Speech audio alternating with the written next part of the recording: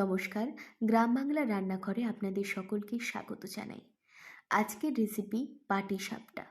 প্রথমে কড়াইয়ের ডাল এবং চালকে আমি ভিজিয়ে রেখেছিলাম সারা রাতের জন্য। সেটা আমি খুব ভালো করে মিক্সিতে পেস্ট করে নিয়েছি, আপনারা দেখতেই পাচ্ছেন। পেস্ট করার পরে আমি একটি গামলির মধ্যে সেটা নিয়ে নিয়েছি। তাতে দিয়ে দিলাম হাফ বাটি বেসন এবং 1 বাটি ময়দা, এবং এই সমস্ত উপকরণ আমি খুব ভালো করে মিক্স করে নেব।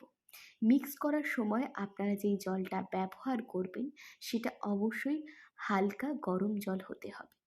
তারপর স্বাদ মতো নুন দিয়ে আমি এটাকে ভালো করে মাখিয়ে নেব। একটা কথা বলে রাখা ইম্পর্টেন্ট যে আপনারা যে পিঠের চাল ব্যবহার করবেন তার সঙ্গে যে কড়াইয়ের ডাল দেবেন সেটা একদম অল্প পরিমাণে 1 মুঠো দিলেই চলবে। তারপর কড়াইটিকে গরম করে আমি কয়েকটি এলাচ দিয়ে দিলাম। তার আগে আমি এর মধ্যে দিয়েছি ঘিটাকে গরম করে নিয়ে এলাচটা দিয়েছিলাম। তারপরে নারকোলটাকে কুড়ে নিয়ে ভালো করে আমি মিক্সির মধ্যে এটাকে বেটে নিয়েছিলাম। সেই বেটে রাখা নারকোলটাকে আমি ঘিয়ের সঙ্গে আর এলাচের সঙ্গে খুব ভালো করে ভেজে নেব। মানে 2 মিনিট মতন ভেজে নিলেই হবে, একদম হালকা আছে। তারপর আমি এর মধ্যে দিয়ে দিলাম লিকুইড দুধ। এই দুধটা অবশ্যই জাল করা দুধ হতে হবে, কাঁচা দুধ আমি এতে ব্যবহার করব না, কারণ এটা দিয়ে আমি ক্ষীর বানাবো। ক্ষীর বানানোর জন্য আমি যে নারকোল বাটাটা ব্যবহার করেছি সেটা একমাত্র স্বাদের জন্য, আপনারা চাইলে নারকোল বাটা নাও দিতে পারেন। তারপর আমি এর মধ্যে গুড় দিয়ে দিলাম। আমার ওই গুড়টা লাল লাল মনে হচ্ছিল না বা মিষ্টিও মনে হচ্ছিল না, সেখানে আমি আরেকটু গুড় দিয়েছিলাম। আপনারা গুড়ের পরিমাণটা বুঝে দেবেন। আমি এর মধ্যে ছানা দিলাম, ছানার মধ্যে অলরেডি গুড় মেশানো ছিল। তারপরে আমি দিয়ে দেব 1 বাটি পরিমাণ গুঁড়ো দুধ। আমি বললাম আমি নারকেলটা স্বাদের জন্য দিয়েছি। আপনারা দেখতেই পাচ্ছেন এখানে ছানা এবং ছানা এবং গুঁড়ো দুধের পরিমাণটা অনেক বেশি আমি দিয়েছি, তাই এটা খেতে কিন্তু একদম ক্ষীরের মতো হয়েছে। আপনারা দেখতেই পাচ্ছেন এই নারকেলের জল, দুধের জল সব কিছু মরে একদম এটা উঠে আসছে। যখন এই ক্ষীরটি আপনার কড়াই থেকে নিজেই উঠে আসবে তখন বুঝতে পারবেন আপনার ক্ষীর বানানো একদম রেডি। এই অবস্থায় আমার ক্ষীর বানানো রেডি হয়ে গেছে।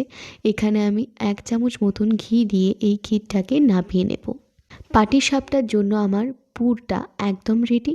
এবার আমি এটা এর মধ্যে নামিয়ে নিয়েছি প্লেটের মধ্যে। তারপর আমি একটা গরম লোহার তাওয়াতে ঘি মাখিয়ে নিলাম। তার মধ্যে আমি পাটিসাপটার জন্য যে ব্যাটারটা রেডি করেছিলাম সেটা দিয়ে কাঁঠাল পাতা দিয়ে এইভাবে ছাড়িয়ে নিলাম যাতে পাতলা হয়। আপনারা চাইলে এখানে অন্য কিছু ব্যবহার করতে পারেন।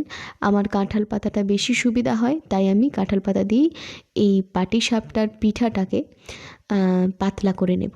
আপনারা দেখতেই পাচ্ছেন এটা আমার সম্পূর্ণ দেওয়া হয়ে গেছে, একদম গোল মতন হয়েছে, মোটামুটি গোল মতন হয়েছে। তারপর চারিপাশ থেকে যখন ছেড়ে আসবে তখন কিন্তু আমি পাটিসাপটার মধ্যে পুরটা দিয়ে দেব। এখনও আমার হয়নি, সিদ্ধটা হয়নি, তাই আমি এখনও পর্যন্ত অপেক্ষা করছি। মোটামুটি হয়ে গেছে, তারপর আমি পুরটা দিয়ে দিচ্ছি। পুরের পরিমাণটা কম বেশি আপনারা যতগুলো পিঠে বানাবেন বা যতটা আপনার পুর হয়েছে ততটা পরিমাণ আপনারা বুঝে দেবেন। আমার এখানে পুরটা অনেক বেশি আমি বানিয়েছি, তাই এখানে বেশি দিচ্ছি। তারপর আমার খুব প্রিয় একটা জিনিস আমি এখানে অ্যাড করব, যেটা হচ্ছে আমসত্ত্ব।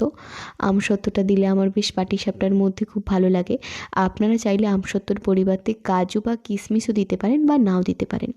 তারপর আমি এইভাবে খুন্তির সাহায্যে ফোল্ড করে নেব, এবং ফোল্ড করার পর আমি আরও একটু এর মধ্যে ঘি দিয়ে এপিট ওপিট করে ভেজে নেব, যাতে বাইরের পিঠেটা, পাটিসাপটার পিঠেটা খেতে খুব ঘিয়ের সেন্টটা লাগে এবং খুব ভালো লাগে খেতে। ঘিয়ের ফ্লেভারটা যখনই এর মধ্যে পাবেন তখন পাটিসাপটার খাওয়ার মজাটাই দারুণ লাগে। তো এইভাবে আমি আরও একটু ভালো করে ভেজে নেব, এবং ভেজে নিয়ে এই পাটিসাপটা নামিয়ে নেব। আজকের রেসিপি আপনাদের কেমন লাগলো এটা আমাকে অবশ্যই কমেন্ট করে জানাতে ভুলবেন না। আমার এই চ্যানেলটি একদম নতুন, আমার সঙ্গে থাকার জন্য আপনাদের অনেক ধন্যবাদ।